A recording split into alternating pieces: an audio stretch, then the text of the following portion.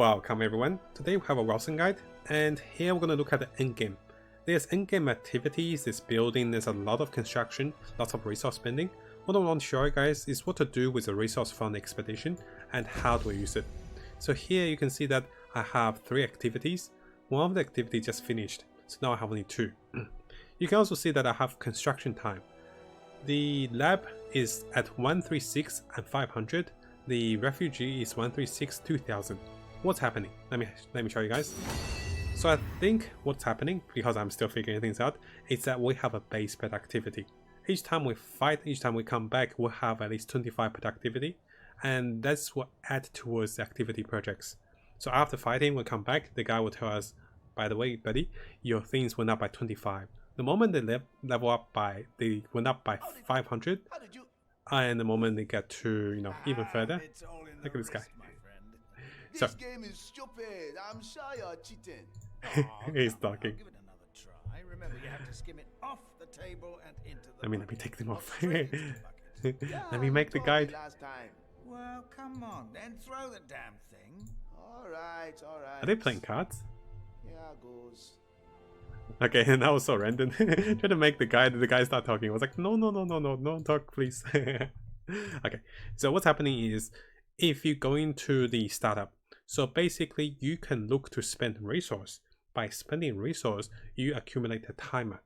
You have a productivity bonus. That means, let's say if I pick a mission that has productivity of 1000, I click it, and now all of a sudden it becomes 20 out of 1000. I need to get 1000 productivity to finish that project. And this is outcome what happens when I finish the project. I will become available with those kind of constructions, and those will also gives me maximum activity project. If you have lots of maximum activity projects, it's actually really good, because by unlocking those, you can align multiples of your productivity events, and each time you finish a map, they will give you productivity. So, excuse me. And if you look here, this one increase productivity permanently. This one will give you productivity increase permanently. So what I recommend is to increase the productivity permanent ones before you embark on other ones. So what this one gives me is this unlocks the skill duplication. I'm not sure what it does, which I'll make it as a guide. So I actually went out of my way for this one to try it out. It did cost me 5000 of my essence, and I'm still waiting for it to finish. The second one I went for is you permanently get gold find.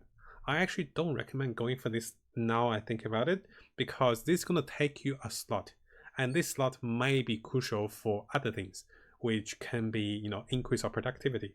Because if you increase projects and increase productivity, you come back to this, you get more efficiency out of it. So this is a mistake. And I also spent 100,000 gold and 2,400 affinities on this one. So I don't want to cancel it because I lose my resource. So this is going to stay and stuck with me. So I really recommend us going with, at the start, I recommend going to unlock more missions, which allows you to have more projects. So each time you get productivity, it kind of opens up for more of those efficiency. Second to that, you want to get those. You want to get those high enough so that you actually get more productivity each time you play a map.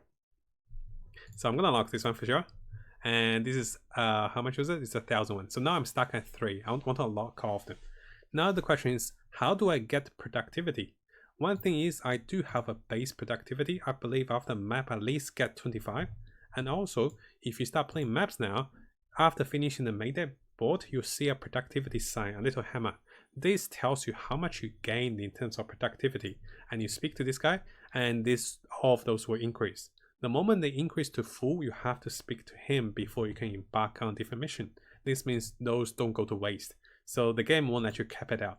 Let's say if I got 500 productivity, the game says I have to speak to him, make a new project, I'll leave it that way, then come back for more maps.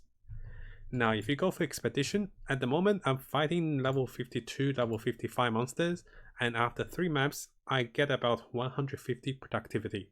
So this is the estimate. It takes me about 20 minutes to fight those maps, and about 150 productivity from that. So this is the simplified version of the productivity, and I hope you guys find it helpful. The goal is to expand your roster of unlockable things, expand the efficiency of how much productivity you get, and then unlock things like Magic Find over here. This is very expensive, by the way. Magic Find is 1 million. and 24k. This is not worth it, guys. Don't get baited. Not at the moment. It's like much late game for that. You don't really want this one because gold is not a big factor, and this is gets stuck in your hand. That's what I made the mistake with. I was like, I need to make a guide. I'm finding this out for you guys. So I'll let you guys know what the duplicate skill is once we unlock this one. And finally, there's a lot of other ones you can look for. Make sure you check things. I think this one is worth it because it gives you a 5th skill slot. But look at it. If you save up to the gold, which is not hard to save it up, the problem is you are going to have trouble to find 5,000 productivity. And that itself is going to block your activity project by 1 for the remainder of the day or week. So what you do is, you come back to Palace, you level all those things up, and then you get more productivity, you have more things to add, and then this makes it more efficient. So hopefully this was straightforward, guys. It's a short guide on the endgame for productivity and what projects to pick. Don't make the mistakes I do, and let me know your insights and tips on the other ones. Thank you so much for watching, guys. Hopefully you find it helpful. And oh boy, I wish I can cancel this one, but I want my money back, right? I don't have much money left. So yeah, that's a mistake. So if you like my guides and tips, I'll be making more of them as I discover the endgame. And I'll be making more builds. I'm going to make a mage build with Shadow Rage. Yeah, this is the unique pins. I'm also going to make a right-click mage build with this unique item. So stay tuned for those fun builds, guys. This is an online account, so all of those items are not duplicates. We didn't cheat or anything. We're going to have lots of fun with the normal items we find and enjoy different builds. So very excited. By the way, before I go, this shield allows me to cast holy spells or secret spells. So I don't need the catalyst to cast a spell. Check it out. I can use a mage blink, a holy blink.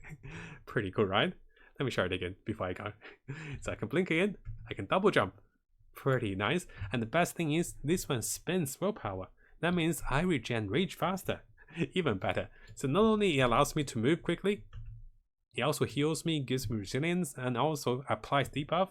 Also regens my rage. Very lovely. Thank you so much for watching, guys.